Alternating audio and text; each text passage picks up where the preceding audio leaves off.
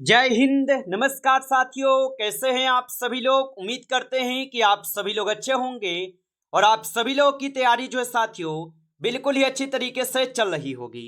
तो साथियों, आज की इस क्लास में हम सभी लोग जो है आरआरबी ग्रुप डी एग्जाम 2026 के लिए जो है टॉप ऐसे इंपोर्टेड और चुनिंदे प्रश्नों को देखेंगे जो कि साथियों आपके 10 अगस्त से लेकर 21 अगस्त तक के एग्जाम के लिए काफी ही इंपोर्टेंट है।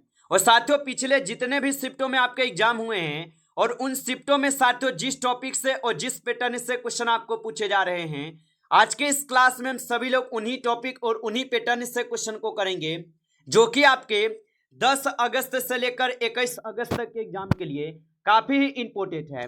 और मेरे भाई, यदि आपका 21 से पहले किसी भी डेट पर अगर आपका एग्जाम है तो आप इस क्लास को बिल्कुल अच्छे से देखना। यहां से प्रश्न आपके पेपर में 100% आपको देखने को मिलेगा। तो चलिए क्लास को स्टार्ट करते हैं और देखिएगा कि क्वेश्चन जो है क्या पूछे गए। यहाँ पे पहला क्वेश्चन है कि दो पिंडों के बीच अप्रत्याशित टक्कर के दौरान कौन सी राशि सदैव जो है संरक्षित जो है रहती है। चलिए बताइए। ये सारे क्वेश्चन इंपोर्टेंट और चुनिंदे क्वेश्चन हैं जो कि आपके एग्जाम में 100% मेरे भाई आपको ये सभी क्वेश्चन पूछे जाएंगे। और इस क्लास में आपको बिल्कुल हार्ड लेवल का क्वेश्चन मिलेगा जो आपके पेपर में आपको देखने को मिल रहे हैं। तो बिल्कुल अच्छे से देखना, क्योंकि पिछले जितने भी क्लास दिए हैं आपको हर एक क्लास से आपको हर एक शिफ्ट में क्वेश्चन देखने को मिला है और इस क्लास से भी आपको 100% आपको क्वेश्चन देखने को मिलेगा आपके पेपर में। बताइए कि दो पिंडों के बीच अप्रत्याशित टक्कर के दौरान कौन सी राशि सदैव संरक्षित रहती है। तो यहाँ पे आप सभी लोग का जो है कुल रैखिक संवेग हो जाएंगे। ऑप्शन सी सही जवाब है। चलिए अगला क्वेश्चन यहाँ पे देखेंगे और यहाँ पे क्वेश्चन है कि कालानुक्रमित रूप से मुगल बादशाहों का सही क्रम जो है कौन सा है। तो कालानुक्रमिक रूप से मुगल बादशाहों का सही क्रम कौन सा होगा। तो यहाँ पे सही क्रम कौन सा हो जाएगा मेरे भाई। तो यहाँ पे इस क्वेश्चन का आप सही जवाब ऑप्शन बी लगाओगे, हुमायूं, अकबर, जहांगीर और फिर शाहजहां होगा। आगे देखिए अगला क्वेश्चन यहाँ पे है कि डीएनए अंगुलॉक किस पर जो है आधारित होता है। तो डीएनए अंगुलॉक किस पर आधारित होता है। तो ये होते हैं आपके डीएनए बहु रूपता पे। ऑप्शन बी सही जवाब होगा। आगे देखिए अगला प्रश्न यहाँ पे दिए गए और प्रश्न आपसे यहाँ पे कि पंचायती राज संस्थाएं किस संशोधन अधिनियम के अंतर्गत अस्तित्व में आई है। तो पंचायती राज संस्थाएं किस संशोधन अधिनियम के अंतर्गत अस्तित्व में आई है। तो ये हो जाएंगे आपके 73वां और 74वां संशोधन अधिनियम के द्वारा। ऑप्शन यहाँ पे डी को आप सही जवाब करेंगे, याद रखिएगा। चलिए अगला प्रश्न यहाँ पे आप देखेंगे और यहाँ पे प्रश्न है आपसे कि पर्सनल कंप्यूटर का जनक किसे जो है कहा जाता है। तो पर्सनल कंप्यूटर का जनक कहते हैं हेनरी एडवर्ड रॉबर्ट को। ऑप्शन यहाँ पे सी जो है सही जवाब है। चलिए अगला प्रश्न यहाँ पे देखेंगे। क्वेश्चन है आपसे कि 77वें गणतंत्र दिवस के पूर्व संध्या पर राष्ट्रपति ने कितने यहाँ पे AVSM और PVSM पदक को मंजूरी दी है। तो ये दिए हुए हैं कितने। तो ये यहाँ पे 56 से 30 दिए हैं। ऑप्शन सी सही जवाब है। आगे देखिए अगला क्वेश्चन है कि 1857 के विद्रोह में कुंवर सिंह किस राज्य के जो है ना नेता थे। ये सारे क्वेश्चन आपके पिछले शिफ्टों में जो पेपर हुए हैं उन्हीं पे आधारित क्वेश्चन है जो पेपर में आपको यहां से प्रश्न पूछे जाएंगे। तो इन सारे प्रश्नों को याद करके जाइएगा मेरे भाई और बताएंगे 1857 के विद्रोह में कुंवर सिंह किस राज्य के नेता थे। तो ये हो जाएंगे आपके बिहार के। ऑप्शन यहाँ पे 20 सही जवाब है, बिहार के होगा। चलिए अगला प्रश्न यहाँ पे है और यहाँ पे प्रश्न है कि किस लोधी शासक ने भूमि को मापने के लिए गज ए सिकंदरी की शुरुआत की है। तो किस लोधी शासक ने भूमि को मापने के लिए गज ए सिकंदरी की शुरुआत की है। तो यहाँ पे आप सभी लोग का सही जवाब ऑप्शन सी है, सिकंदर लोधी होगा। ऑप्शन यहाँ पे सी सही जवाब है। आगे देखिए अगला क्वेश्चन यहाँ पे है। क्वेश्चन है आपसे कि संविधान में अनुसूचित कुल संख्या जो है ना कितनी है। तो भारत में अनुसूचियों की संख्या कुल कितनी है। तो आपको पता है कि अभी वर्तमान में कितने हैं। तो अभी 12 अनुसूचियां हो गए हैं। तो ऑप्शन बी सही जवाब है, 12 अनुसूची होगा और मूल रूप से आपके 8 अनुसूची थे, याद रखेंगे। आगे देखिए अगला क्वेश्चन है कि अपेक्षाकृत समतल भूमि के व्यापक ऊंचाई वाले क्षेत्रों को क्या कहा जाता है। तो अपेक्षाकृत समतल भूमि के व्यापक ऊंचाई वाले क्षेत्रों को क्या कहा जाता है। तो इसे क्या कहते हैं? तो यहाँ पे आप सही जवाब ऑप्शन जो है ए करेंगे, पठार कहते हैं। ऑप्शन ए सही जवाब है, पठार बोलते हैं। चलिए अगला प्रश्न है कि स्पर्शग्राही से पेशी तक प्रतिवर्ती चाप में कितने न्यूरॉन होते हैं? तो स्पर्शग्राही से पेशी तक प्रतिवर्ती चाप में कितने न्यूरॉन होते हैं? तो याद रखेंगे इसमें होते हैं आप सभी लोग के 3 न्यूरॉन। ऑप्शन यहाँ पे डी सही जवाब है, 3 न्यूरॉन होगा।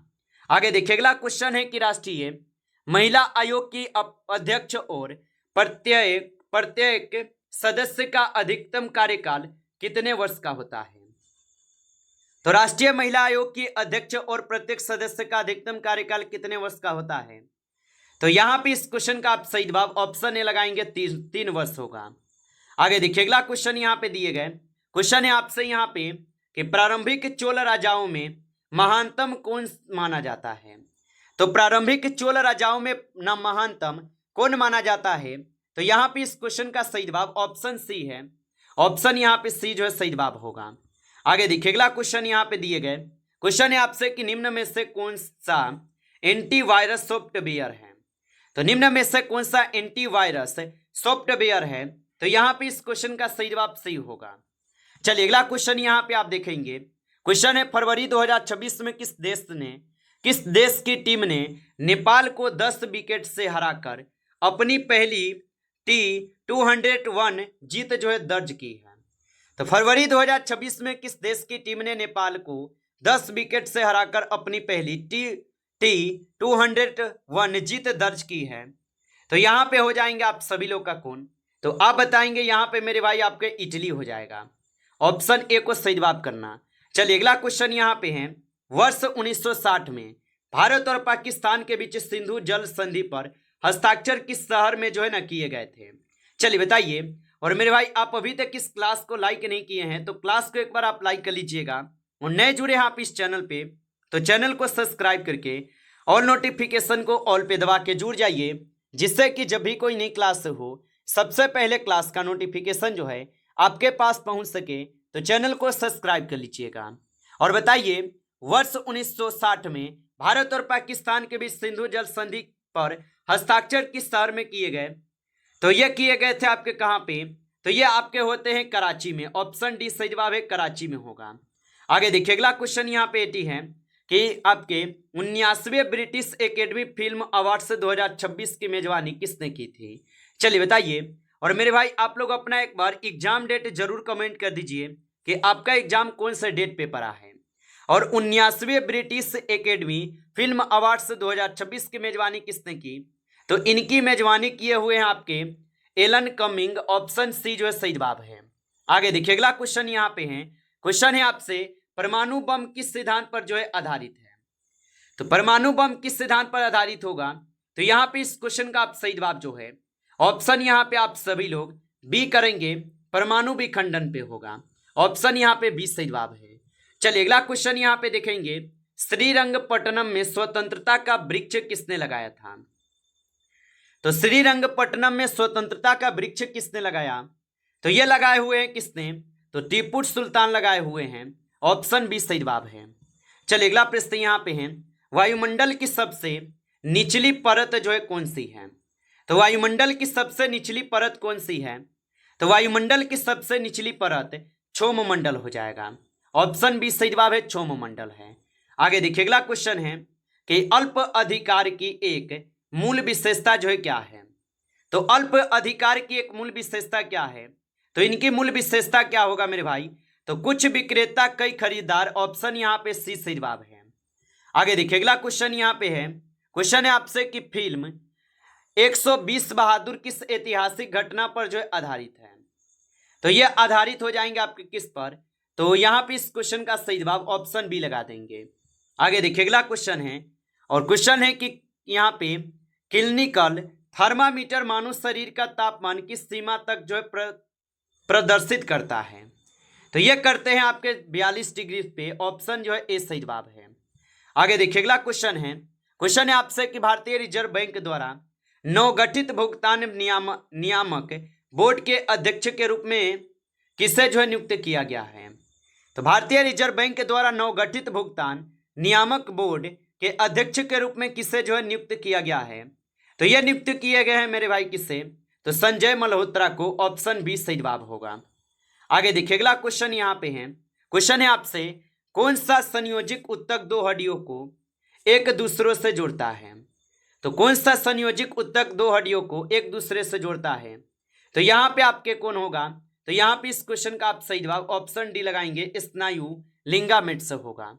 आगे देखिए अगला क्वेश्चन यहाँ पे है 27, खाने के सोडे का सूत्र जो है क्या है?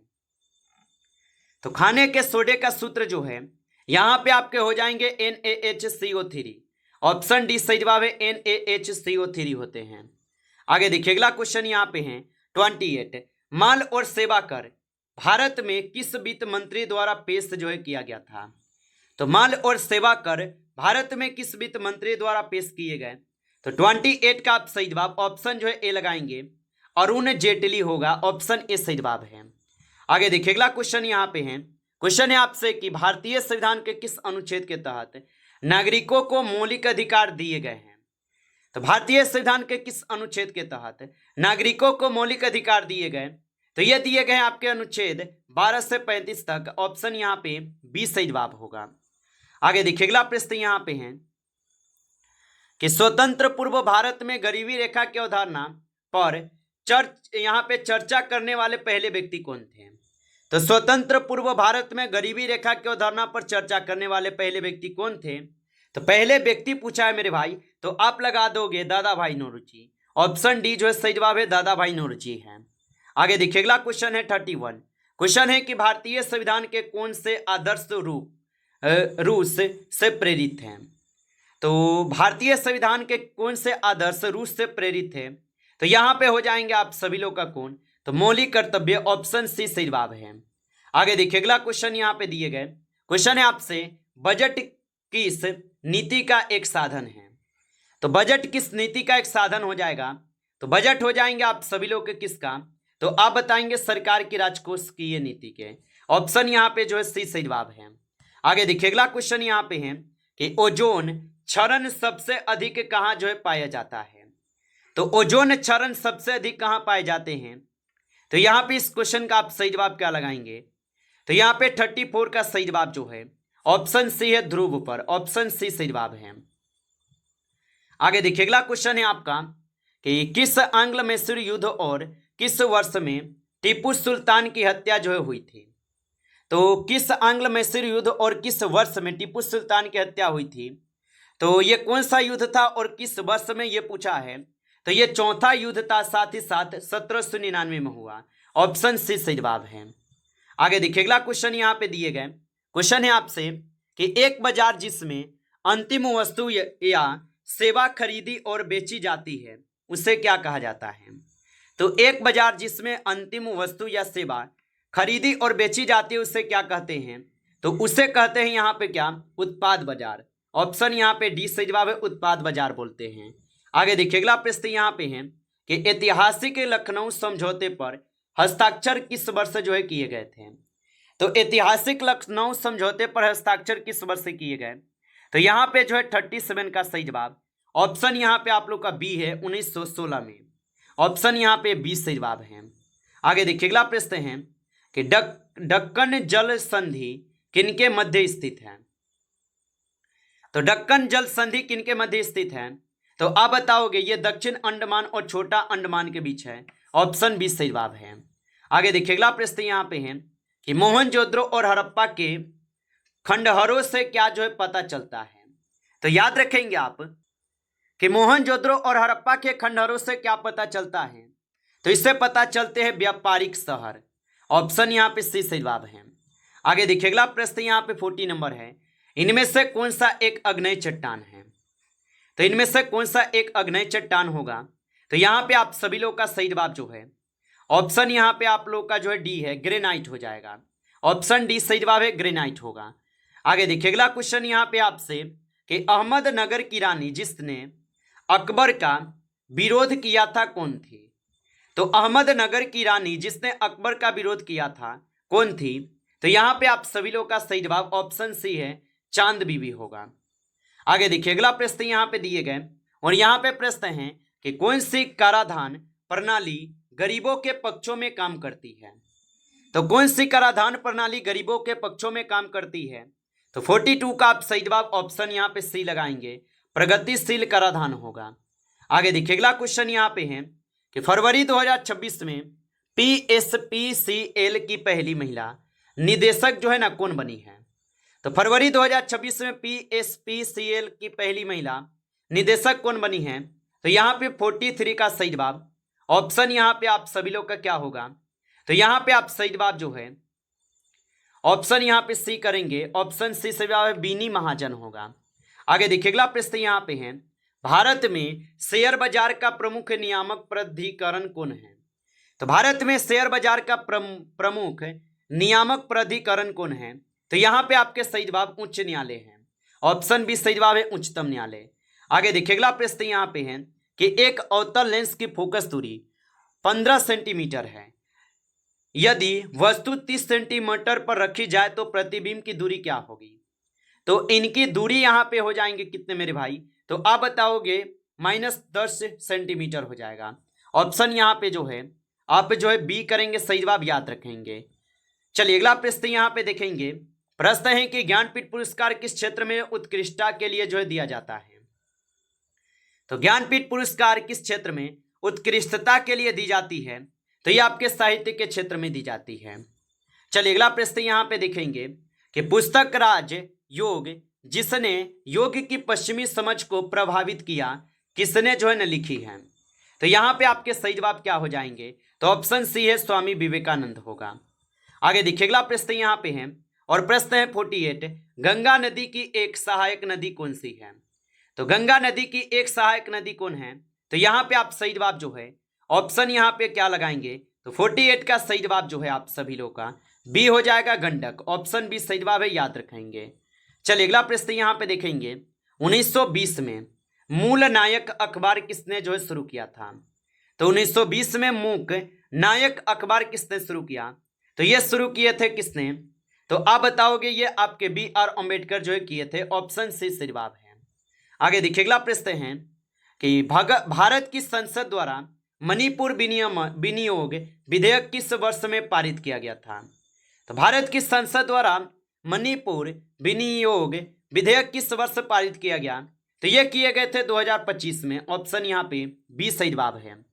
नमस्कार साथियों, इस क्लास में टॉप आपके 50 क्वेश्चन थे जो काफी इंपॉर्टेंट क्वेश्चन थे। साथियों यदि आपको क्लास अच्छा लगा हो तो क्लास को लाइक कर लीजिएगा और नए हैं आप इस चैनल पे तो चैनल को सब्सक्राइब करके ऑल नोटिफिकेशन को ऑल पे दबा के जुड़ जाइए, जिससे कि जब भी कोई नई क्लास हो सबसे पहले क्लास का नोटिफिकेशन जो है आपके पास पहुंच सके। तो चैनल को सब्सक्राइब कर लीजिएगा। चलिए फिर मिलते हैं आपसे नेक्स्ट टॉपिक के साथ नेक्स्ट क्लास में, तब तक के लिए जय हिंद जय भारत।